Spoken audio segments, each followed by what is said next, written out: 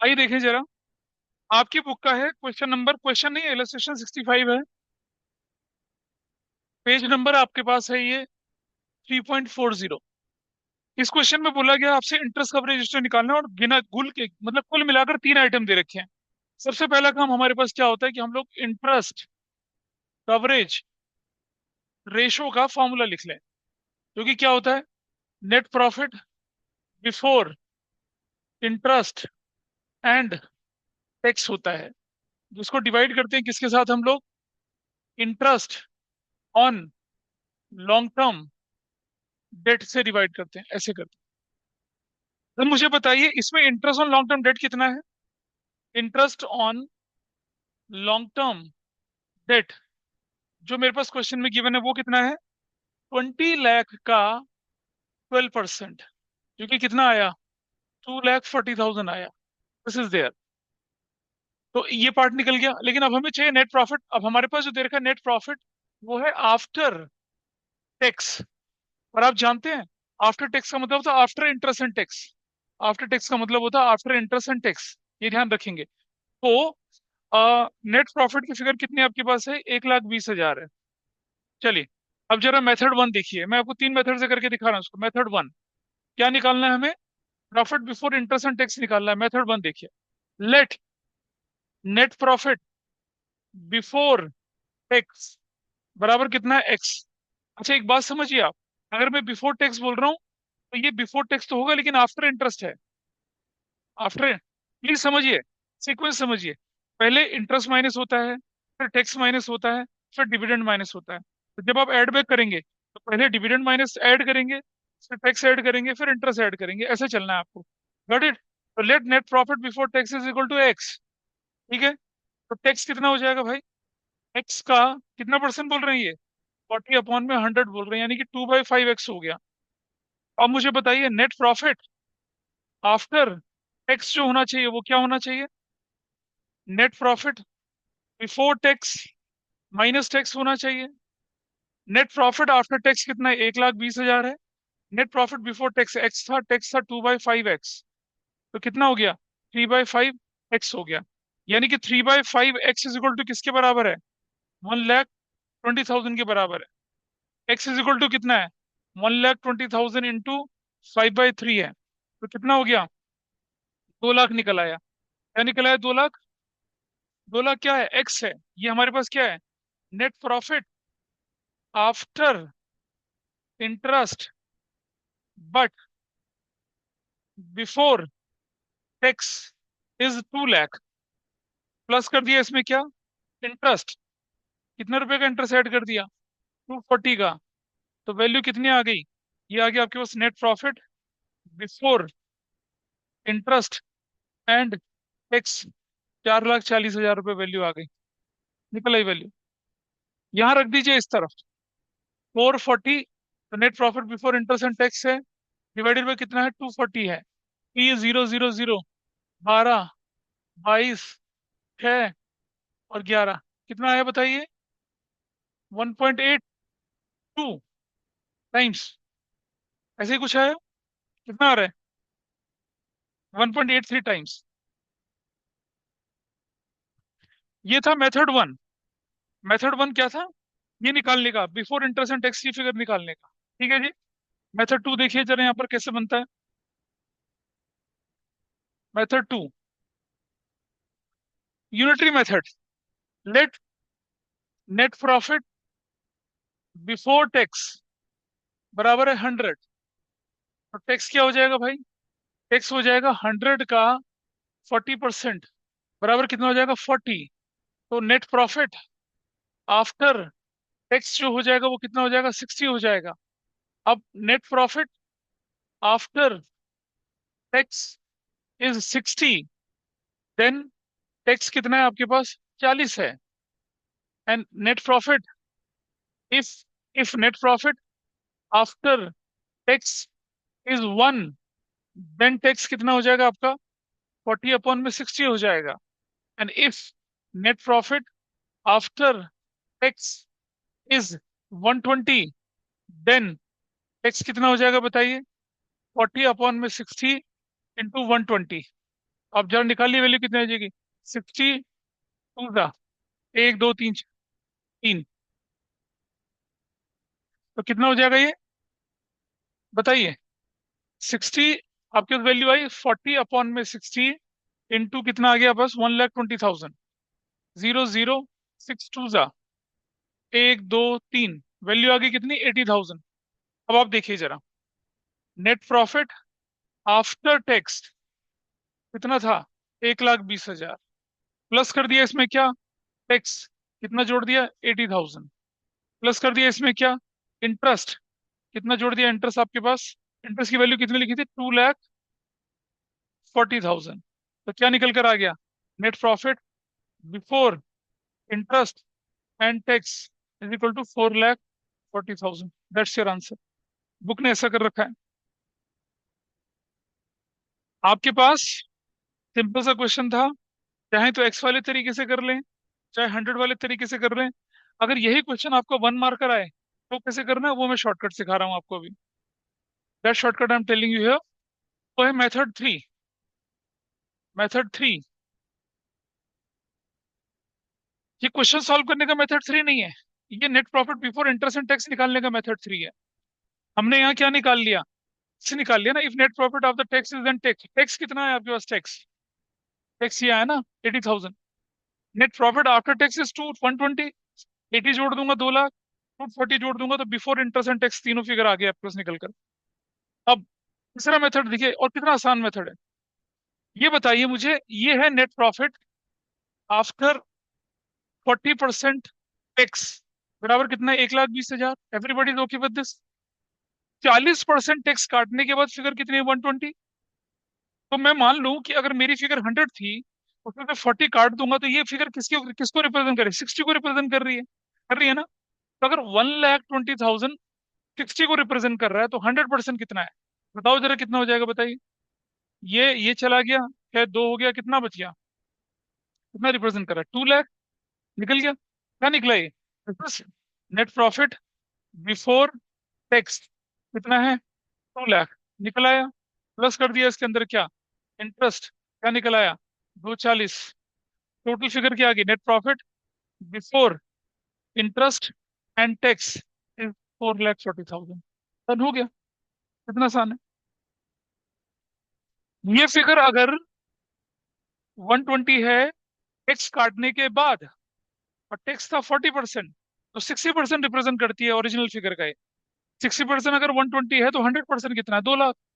हमें यही तो चाहिए था, बिफोर टैक्स की फिगर निकल आई। उसमें इंटरेस्ट जोड़ दोगे तो बिफोर इंटरेस्ट एंड टैक्स बन जाएगा। तो ये तीन तरीके से कर, बुक ने दो तरीके से कर, बुक ने तो हाँ दो तरीके से शायद करके दिखा रखा है, एक्स और वैसे वाले तरीके से। शॉर्टकट तरीका ये बनता है। 3 नंबर का क्वेश्चन हो, या तो वो तरीका लगाना है, ये लगाना है, ये मत लगाना।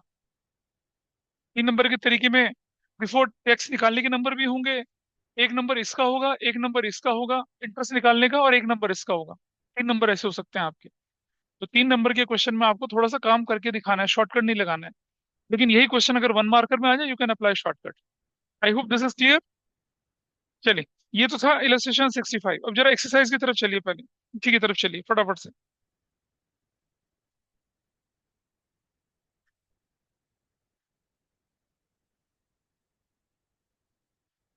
क्वेश्चन नंबर 70 कर रहे हैं। क्वेश्चन 70, पेज नंबर करना है आपको 3.112। क्वेश्चन 70 करना है आपको एक, और क्वेश्चन 69 पेज 3.111 करना है, और फिर क्वेश्चन नंबर 71 करना है, पेज 3.112। ये 3 क्वेश्चन करने हैं फटाफट से, फिर इनका डिस्कशन करेंगे, and then will move to the activity ratios की तरफ। फटाफट से करना शुरू करिए। 70 की इंफॉर्मेशन देखें जरा। 70 की इंफॉर्मेशन में क्या लिखा है कि अगेन क्वेश्चन 70 आपके पास है, पेज नंबर है 3.112, और इंटरेस्ट कवरेज रेशो बराबर net profit before interest and tax upon में interest on long term borrowings, ये हमने कर दिया। अच्छा यहाँ देखिए क्वेश्चन 70 में interest on long term borrowings वो कैसे निकल रहा है? वो निकल रहा है 1 लाख का 15% plus plus mortgage loan 1 lakh का 12%। तो कितना निकला ये? 15,000 ये निकला, 12,000 ये निकला, टोटल 27,000 हो गया। ये डन, एक इंफॉर्मेशन निकल गई। दूसरी इंफॉर्मेशन बोलिए आपसे क्या? Net profit after interest and tax बराबर कितनी दे रखी है आपके पास? 1,20,000 दे रखी है। Let net profit before tax बराबर है एक्स। तो टैक्स क्या हो जाएगा आपका? एक्स का 40/100 हो जाएगा, 2/5 एक्स हो जाएगा। यही तो हुआ अभी पिछले क्वेश्चन में, यही किया हम लोगों ने। तो नेट प्रॉफिट आफ्टर टैक्स जो बनेगा वो बनेगा x minus 2/5 x is equal to 120 हो जाएगा, ऐसे करके। यानी कि 3/5 एक्स इज इक्वल टू कितना हो जाएगा? 120 हो जाएगा। और एक्स इज इक्वल टू कितना हो जाएगा? 120 इंटू 5/3, 2 लाख हो जाएगा। क्या निकल आया?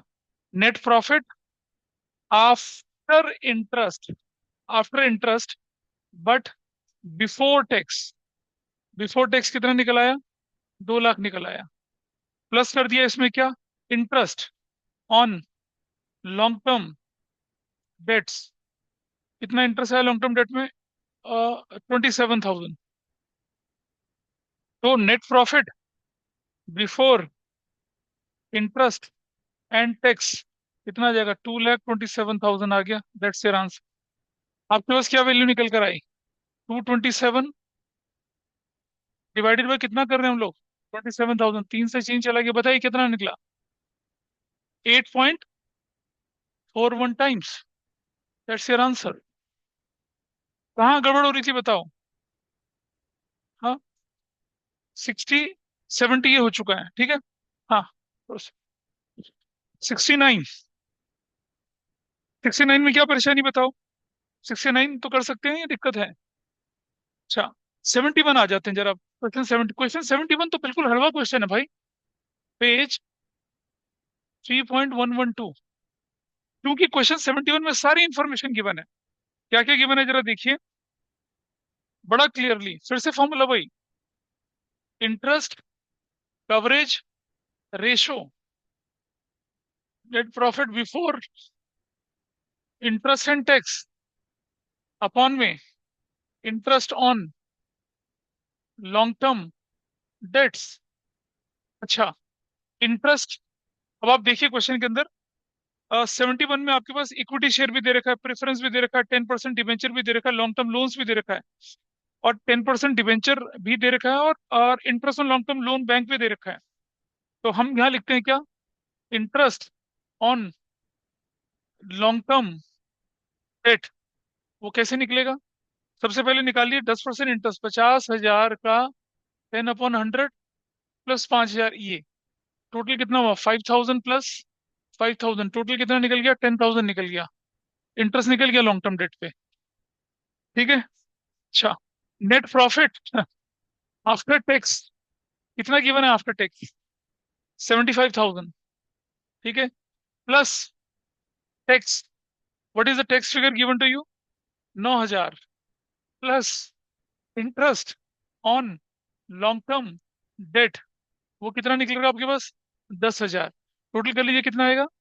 0,004, साथ रिकॉर्ड 94,000। क्या निकल आया? Net profit before interest and tax, ये निकल आया। अब कुछ बच्चे बोल रहे हैं डिविडेंड। अरे भाई क्वेश्चन में ये थोड़ी बोला है कि net profit is after dividend. Question तो सिर्फ आफ्टर टैक्स बोला है। आफ्टर टैक्स का मतलब होता है ये आफ्टर इंटरेस्ट है और आफ्टर टैक्स है बट बिफोर डिविडेंड है। अगर ये आफ्टर डिविडेंड भी होता तब मैं क्या करता? 8% प्रेफरेंस का वो जोड़ देता, और इक्विटी का तो हमें मालूम ही नहीं है क्या है, तब हम ऐसा करते। तो इस क्वेश्चन में हमें प्रेफरेंस डिविडेंड का कुछ नहीं करना, क्योंकि क्वेश्चन में तो सिर्फ आफ्टर टैक्स की फिगर दे रखी है। अगर आफ्टर डिविडेंड की फिगर दे रखी होती तो मैं फिर डिविडेंड को भी ऐड बैक करता। सो अब आपके पास क्या बन जाएगा, इंटरेस्ट कवरेज रेशो वो किसके बराबर है, 94,000, और डिवाइडेड बाय कितना करें, 10,000। एक दो तीन तीन तीन तीन तीन कितना हो गया, 9.4 times. That's your answer. 71 was so easy. बोलिए। हो गया, दैट वॉज 71 क्वेश्चन। अरे ठीक है कोई बात नहीं। किससे गड़बड़ हो रही थी। ठीक है, तो 71 इज डन। ठीक है जी। अब हम चलते हैं एक्टिविटी रेशियोज की तरफ। एक्टिविटी रेशियोज की तरफ चल रहे हैं। आइए जरा ध्यान से देखते हैं। इसे मिटा दें, हटा दें इसे। बोलो। कोई बात नहीं, नोट कर लो। किसी भी बिजनेस की जो परफॉर्मेंस है वो किस पे डिपेंड करती है, बताइए मुझे, किस पे डिपेंड करती है परफॉर्मेंस। रेवेन्यू फ्रॉम ऑपरेशन से, पहली चीज। दूसरा, हम बोलेंगे कि उसकी कॉस्ट कितनी है, रेवेन्यू बहुत ज्यादा और कॉस्ट भी बहुत ज्यादा, भाई प्रॉफिट तो कम हो जाएगा ना आपका। तो रेवेन्यू फ्रॉम ऑपरेशन से एक तो पता चलता है, और दूसरा कॉस्ट से पता चलता है। अच्छा, परफॉर्मेंस को लोग जज करते हैं किससे, प्रॉफिटेबिलिटी से भी। लेकिन उसके लिए तो प्रॉफिटेबिलिटी रेशियोज पड़ी हुई हैं, तो वो तो इस कैटेगरी में आएगा नहीं। तो जब हम बात करते हैं एक्टिविटी रेशियोज की, तो हमें उन फैक्टर्स पे ध्यान देना होता है जो रियल परफॉर्मेंस को मेजर करने वाले होते हैं, जैसे revenue from operation, cost of revenue from operation, उस तरह पे चलते हैं। हमें एक बड़ा इंटरेस्टिंग न्यूज आई थी कुछ दिनों की, न्यूज़पेपर में थी। यहाँ देखिए, इधर था हीरो मोटोकॉर्प और इधर था बजाज ऑटो लिमिटेड। ये दोनों क्या है, टू व्हीलर मार्केट के राजा लोग हैं, two wheeler market, two wheeler. अब जरा देखना इंफॉर्मेशन, ठीक है। इसका रेवेन्यू फ्रॉम ऑपरेशंस जो था वो मेरे ख्याल से था 61,000 करोड़। ठीक है। इसका रेवेन्यू फ्रॉम ऑपरेशंस जो था वो था करीब 38,000 करोड़। मतलब मैं एग्जैक्ट फिगर नहीं याद करके आ रहा हूँ, लिखना नहीं आपके कंटेंट से रिलेटेड नहीं, बट एक एग्जांपल बता रहा हूँ। इसका मार्केट शेयर जो है मार्केट में 51% के से ज्यादा का है। इसका मार्केट शेयर जो था वो करीब करीब 30% से ज्यादा का था। ठीक है। इसका नेट प्रॉफिट आफ्टर टैक्स करीब करीब था,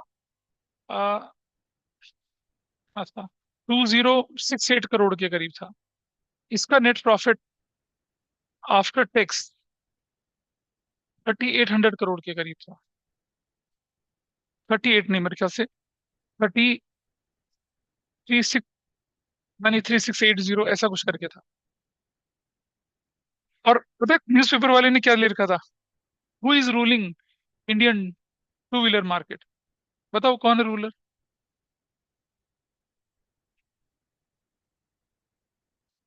ये क्वेश्चन उसने जो न्यूज़पेपर पढ़ने वाले थे उनके लिए छोड़ दिया।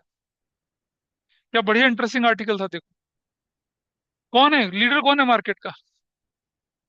ये हटा दूं तो, ये हटा दूं तो मार्केट शेयर मोटोकॉप का ज्यादा, रेवेन्यू फ्रॉम ऑपरेशन उसका ज्यादा। लेकिन अगर मैं प्रॉफिटेबिलिटी की बात करूं तो ये तो ज्यादा प्रोडक्टिव है भाई। 38,000 करोड़ में कितना लेके जा रहा है प्रॉफिट, इसका देखो जरा कितना प्रॉफिट है। हालांकि ये 2068 करोड़ भी कम नहीं है, लेकिन as compare to revenue from operation, as compare to market share, भाई ये तो बहुत ज्यादा प्रॉफिट कमा के जा रहा है। इसीलिए उसने क्वेश्चन लिख दिया था, who is ruling Indian auto market, Indian two wheeler market. Obviously ये रूल कर रहा है रेवेन्यू फ्रॉम ऑपरेशन वॉल्यूम की बात करें, लेकिन प्रॉफिटेबिलिटी की बात करें तो यहाँ चल रहा है। अगर मैं बोलूँ परफॉर्मेंस, अगर मैं बोलूँ परफॉर्मेंस, परफॉर्मेंस तो इसकी अच्छी है भाई, ये दोनों के हिसाब से अच्छी है। लेकिन अगर प्रॉफिटेबिलिटी के हिसाब से बोलूँ तो मैं क्या है, Bajaj is much profitable, and profitability ratio में ये ज्यादा स्ट्रांग है उसके मुकाबले। ठीक है जी। हाँ क्या बोले। नहीं नहीं, मेन प्रॉफिट के अलावा मार्केट शेयर भी बड़ी चीज होती है। ये तो हो गया, चलो ठीक है, एक साल का प्रॉफिट हो गया, अगले साल ये कूद जाएगा आगे, फिर क्या करोगे आप। मार्केट सॉलिड मार्केट बेस हो सकता है कि इस साल में हीरो के प्रोडक्ट जो थे, या हीरो का मान लो, ये भी तो हो सकता है कि हीरो का मैक्सिमम प्रॉफिट इस साल किसी ग्रोथ या डाइवर्सिफिकेशन वाले प्रोजेक्ट में लग गया। ये तो हम तो डिविजिबल प्रॉफिट की बात कर रहे हैं ना, जो शेयर होल्डर के पास जाएगा टैक्स वैक्स काटने के बाद। ये भी हो सकता है। लेकिन वो न्यूज़पेपर के करस्पॉन्डेंट्स ने बड़ा सेंसेशनल सा आर्टिकल बना के छाप दिया। हम जो एक्टिविटी रेशियोज की बात यहाँ करेंगे वो परफॉर्मेंस बेस्ड होंगे, वो प्रॉफिटेबिलिटी बेस्ड नहीं होंगे, इसका ध्यान रखना। ठीक है। एक्टिविटी परफॉर्मेंस की बात से हम करेंगे, प्रॉफिटेबिलिटी तो अगला सेगमेंट है हमारा, प्रॉफिटेबिलिटी रेशियो को डिस्कस करने का। ठीक है, तो चलिए प्रॉफिटेबिलिटी रेशियोज एक एक करके डिस्कस करते हैं, उनके कंपोनेंट क्या होते हैं उन्हें डिस्कस करते हैं। ठीक। तो पहली प्रॉफिटेबिलिटी रेशियो हमारे पास जो आती है वो, उसको हम कहते हैं क्या, inventory, inventory turnover, turnover ratio, inventory turnover ratio. ठीक है जी। अब जितनी भी परफॉर्मेंस रेशियो हैं, या तो वो cost of revenue from operation के साथ साथ घूमेंगी, या रेवेन्यू फ्रॉम ऑपरेशन के साथ घूमेंगी, उसके साथ साथ चलती हैं। अब इन्वेंट्री किसे कहते हैं भाई? इन्वेंट्री कहते हैं स्टॉक को। इन्वेंट्री स्टॉक को तो बोला जाता है। इन्वेंट्री दो तरह की बनती है, ओपनिंग इन्वेंट्री और closing inventory.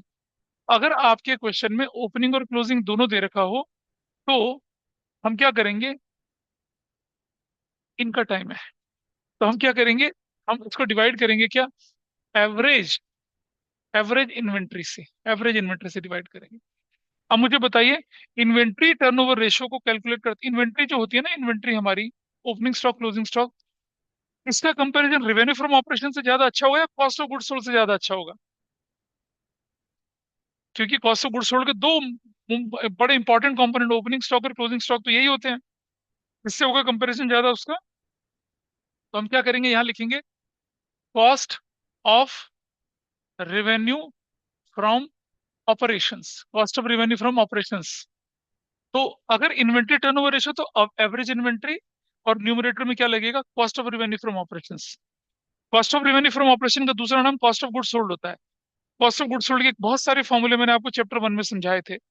Opening stock plus net purchase plus direct expense minus closing stock, या net purchase plus direct excess, excess of opening over closing, या minus excess of closing over opening, सब दिखाऊंगा आपको, फॉर्मूले लगते हैं इसके अंदर।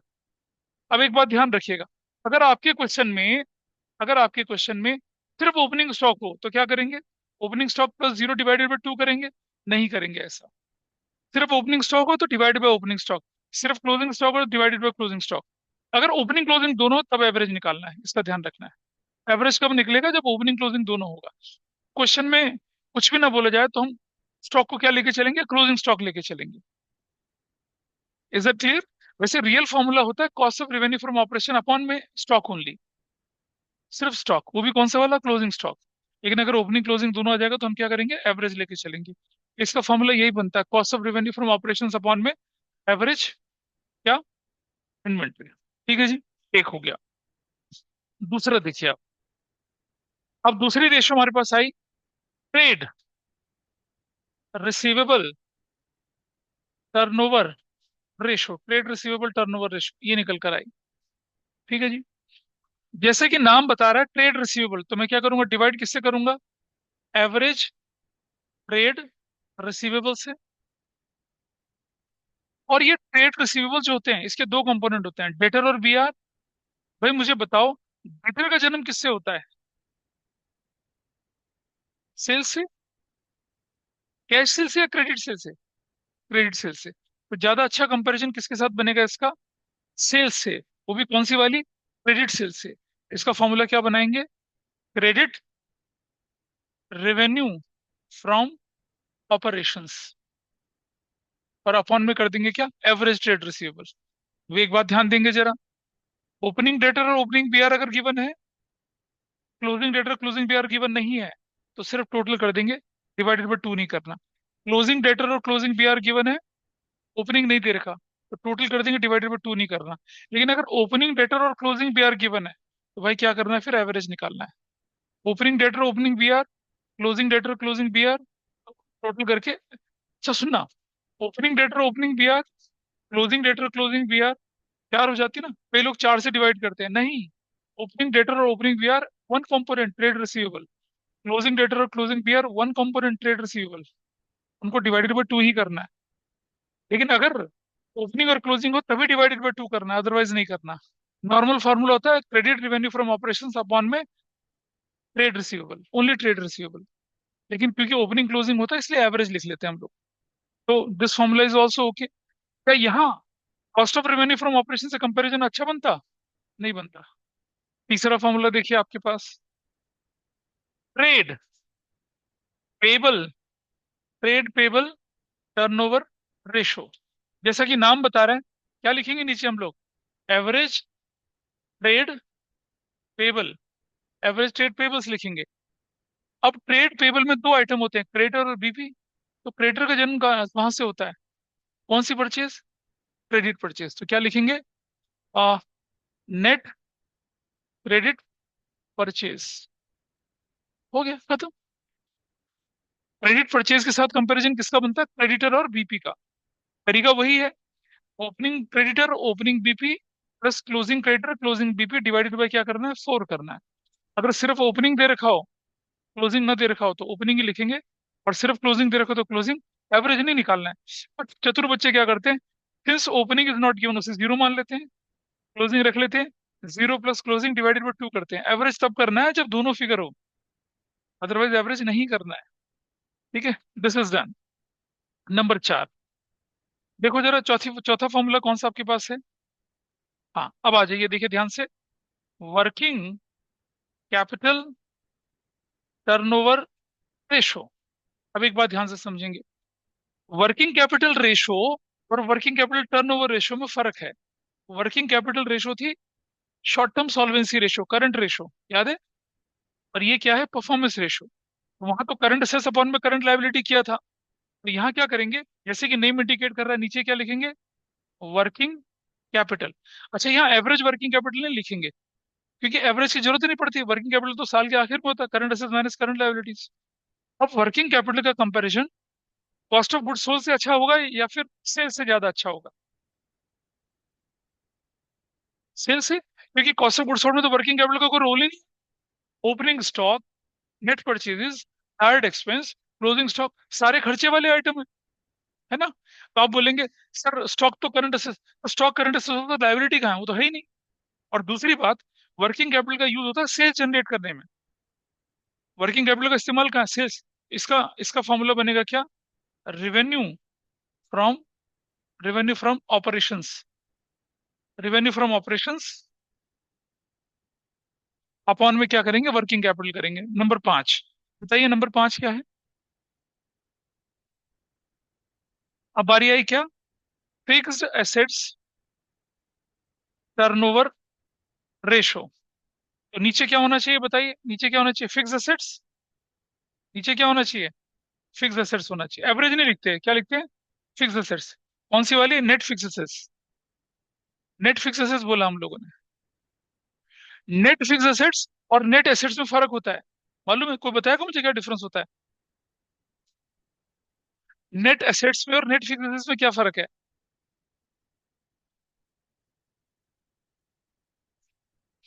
हमने अपने स्कूल के टेस्ट में कंसिडरेशन अदर देन एक कैसा क्वेश्चन दिया था। बैलेंस शीट बनी हुई थी, बंदे को बिजनेस खरीदना था, उसमें रिजर्व भी था, उसमें कैपिटल भी था। और लोगों ने क्या किया पता है क्या? टोटल एसेट्स लिख दिया और टोटल लायबिलिटी में सब कुछ लिख दिया। अरे हम तो नेट एसेट्स कैलकुलेट करते थे ना। नेट एसेट्स की कैलकुलेशन में क्या होगा? टोटल एसेट्स लिखा जाएगा और एक्सटर्नल लायबिलिटी लिखी जाएंगी ना। हमारे बच्चों ने सब लिख डाला, किसी का ठीक नहीं हुआ। तो देखें जरा।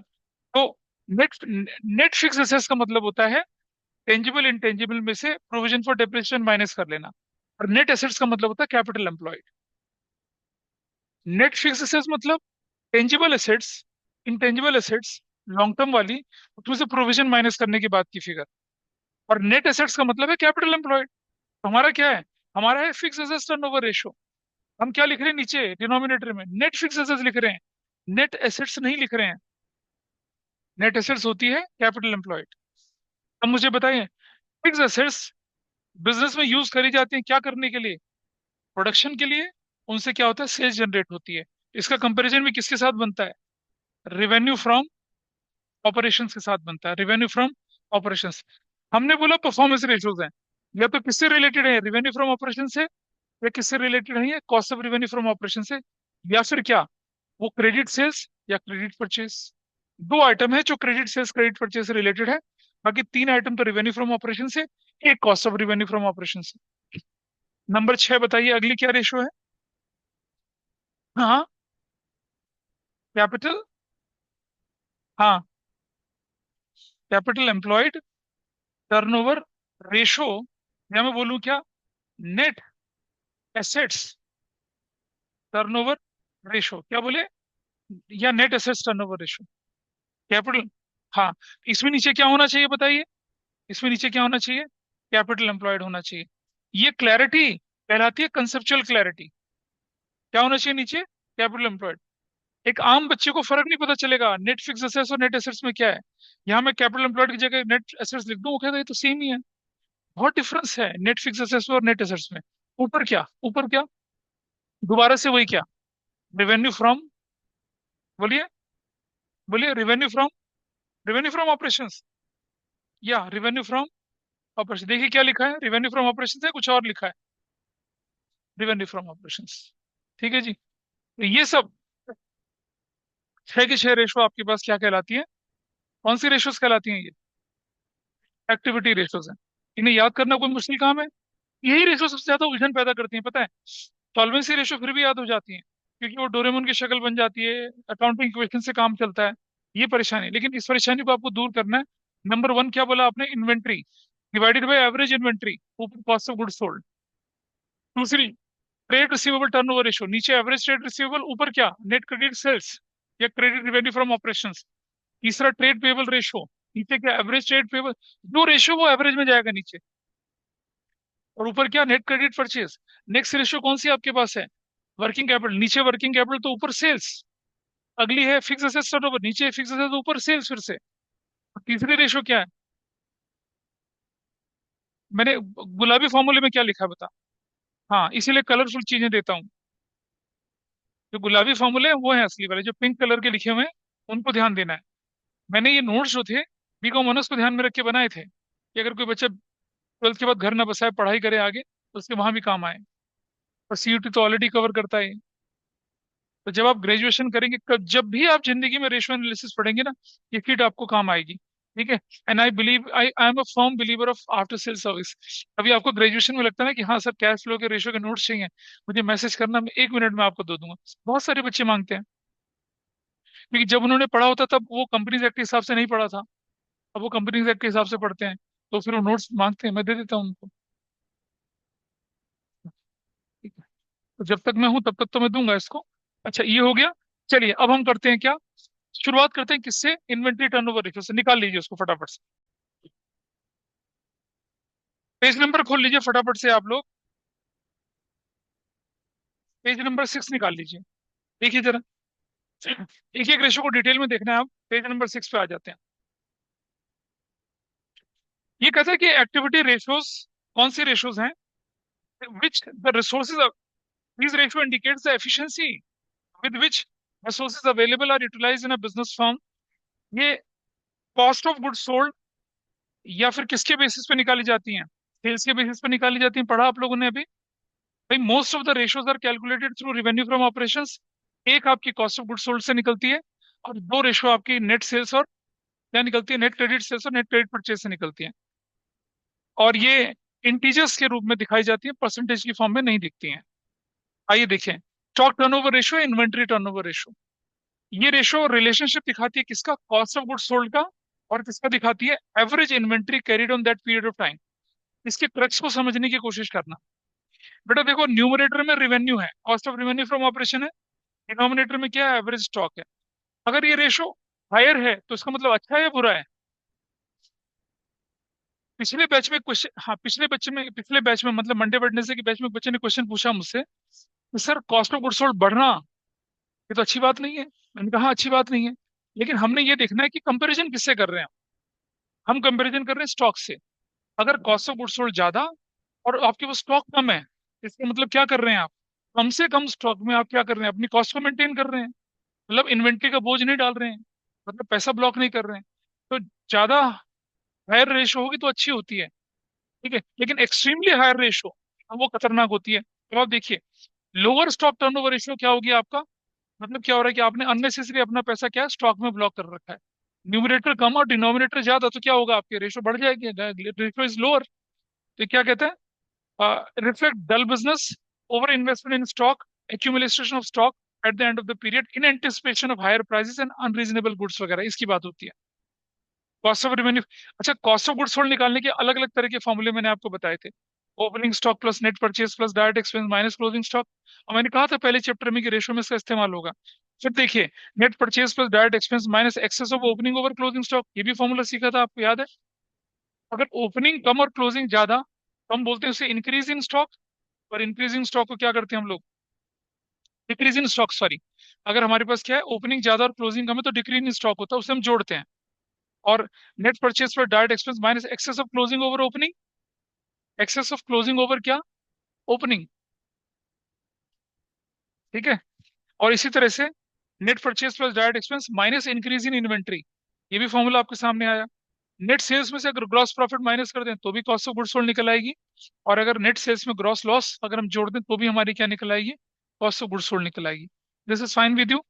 एक बात का और ध्यान रखना है आपने। अगले पेज पे चलिए जरा, पेज नंबर 7 का बिगिनिंग। अगर आपके पास लूज इंफॉर्मेशन नहीं गिवन है, और क्या गिवन है? Statement of profit and loss. क्या गिवन है? Statement of profit and loss. तो कैसे cost of revenue from operation निकालेंगे? ये रहा आपके सामने। याद है, कॉस्ट ऑफ मटेरियल कंज्यूम जोड़ते थे, plus purchase of stock in trade जोड़ते थे, प्लस चेंज इन इन्वेंट्री करते थे, किसकी? फिनिश गुड्स की, वर्क इन प्रोग्रेस की, और स्टॉक इन ट्रेड की। और एम्प्लॉय बेनिफिट एक्सपेंस अगर डायरेक्ट होगा तो, और अदर एक्सपेंस अगर डायरेक्ट हुआ तो, और अगर न दे रखा हो कुछ तो आपको इनडायरेक्ट मान के चलिए। इनडायरेक्ट, नीचे नोट्स में लिखा है। चेंज इन इन्वेंट्री का क्या मतलब होता है? डिक्रीज इन इन्वेंट्री किसे बोलते हैं? इंक्रीज इन इन्वेंट्री किसे बोलते हैं? अभी समझाया था आपको मैंने। और एम्प्लॉय बेनिफिट एक्सपेंस और अदर एक्सपेंसेस अगर डायरेक्ट हो गए तो जोड़ना है, इनडायरेक्ट होंगे तो नहीं जोड़ना। कुछ भी ना गिवन हो, इनडायरेक्ट मानिए नोट लिख के। हमने लिखा ना डायरेक्ट इनडायरेक्ट कुछ भी मान सकते हैं, तो अपना अपना अगर तुम डायरेक्ट मानोगे तो कैलकुलेशन का बोझ बढ़ जाएगा ना। क्यों करना कैलकुलेशन का बोझ? This is done. चलिए, एग्जाम्पल नंबर 1 जरा सॉल्व करके दिखाइए मुझे। आपके सामने एग्जाम्पल 1 इसे सॉल्व करिए जरा फटाफट से। इसे सॉल्व करके दिखाइए। दोबारा देखें जरा। ये कहते हैं कि आपको बोला है कि इन्वेंट्री टर्नओवर रेशियो निकालिए। कैश परचेजेस गिवन है, क्रेडिट परचेजेस गिवन है, तो क्या निकल आएगा? टोटल परचेजेस आ गया। रिटर्न आउटवर्ड कर दूंगा तो क्या हो जाएगा? नेट परचेज निकल आएगा। डायरेक्ट एक्सपेंसेस भी गिवन है, क्लोजिंग इन्वेंट्री भी गिवन है, excess of closing over opening भी गिवन है। हमारा काम बन गया। हम देखिए हमारे पास क्या इंफॉर्मेशन है। हमें चाहिए क्या? हमें चाहिए इन्वेंट्री टर्नओवर रेशो, जो कि किसके बराबर होती है? Cost of goods sold upon में एवरेज इन्वेंट्री, ऐसी होती है। ठीक है। अब आप जानते हैं कि कॉस्ट ऑफ गुड्स सोल्ड जो है वो किसके बराबर होता है? वो होता है ओपनिंग ओपनिंग इन्वेंट्री। अच्छा, कॉस्ट ऑफ गुड्स सोल्ड के लिए तो आपको ओपनिंग ओपनिंग क्या कहा? सीधा फॉर्मूला दे रखे हैं। तो क्या लिखा हम लोगों ने? Net purchases plus direct expenses और excess of closing over opening है, क्या है?